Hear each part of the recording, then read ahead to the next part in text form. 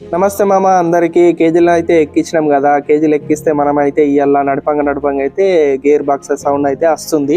High and లో అని gear box అయితే టక్ టక్ మన సౌండ్ వస్తుంది. ఎందుకు వస్తుందని మహీంద్ర షోరూమ్ కి అయితే ఫోన్ చేస్తే అన్న అయితే చెప్పిండు, నీటికి గడిగి పక్కకు అయితే పెట్టేయి, మనోళ్ళు మెకానిక్ వాళ్ళు వస్తారు, వచ్చి చూసిన తర్వాత మరి ఏమైంది ఏం కథ అన్నది అన్ని చెక్ చేస్తారు అని చెప్పిండు. మనోళ్ళు చెక్ చేస్తే అన్న బండిని మొత్తం జాయింట్ ఎక్కడక్కడ ఇప్పేయాలన్న, ఇంజన్ అటు ఇటు చేసి పడేయాలంటే చేసిన తర్వాత లోపల చూస్తే మనకి తెలుస్తుంది ఏమైంది ఏం కథ అంటే ఈ బండిని అయితే మొత్తం అయితే జాయింట్ అయితే తీసి ఏమైందన్న అంటే లోపల అన్న క్రాక్ వచ్చినట్టుంది అన్న, దాన్ని అలా మొత్తం ఇప్పి చూస్తే ఏర్పడుతుంది అని అంటే మన వాళ్ళు అయితే మొత్తం ఇప్పేస్తారు.